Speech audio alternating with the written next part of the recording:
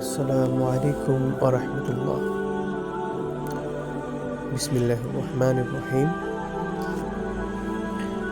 আজকে আমাদের আশা, আকাঙ্ক্ষা এবং এর দৈর্ঘ্য ইহকালের জন্য কতটুকু আজ তা নিয়ে কিছু আলোচনা করব। এ বিষয়ে আমি 2টি কোরআনের আয়াত এবং একটি হাদিস পেশ করব। আপনারা মনোযোগ সহকারে শুনবেন এবং বোঝার চেষ্টা করবেন ইনশাআল্লাহ।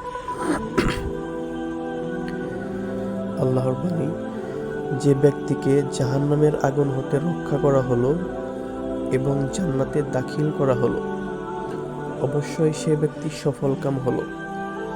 কেননা পার্থিব জীবন ছলনার বস্তু ছাড়া আর কিছুই নয়। সূরা আল ইমরান 185। ছেড়ে দাও ওদেরকে, ওরা খেতে থাক আর ভোগ করতে থাক, আর মিথ্যে আশা ওদেরকে উদাসীনতায় ডুবিয়ে রাখুক।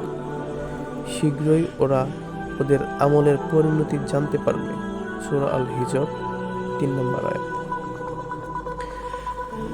আলী রাদিয়াল্লাহু আনহু বলেন, এ দুনিয়া পিছনের দিকে যাচ্ছে আর আখিরাত সামনের দিকে এগিয়ে আসছে। এ দুটির প্রতিটির আছে সন্তানাদি। অতএব তোমরা আখিরাতের সন্তানদের অন্তর্ভুক্ত হও, দুনিয়ার সন্তানদের অন্তর্ভুক্ত হও না। কারণ আজ আমলের দিন, অতএব হিসাব নেই, আর আগামীকাল হিসাব, কোনো আমল নেই।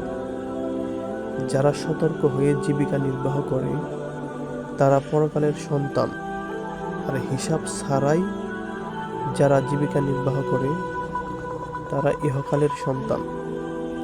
ইহকাল শুধু কর্মের জায়গা, কোনো হিসাব লাগে না, আর পরকাল শুধু হিসাবের জায়গা, কোনো কর্ম চলে না।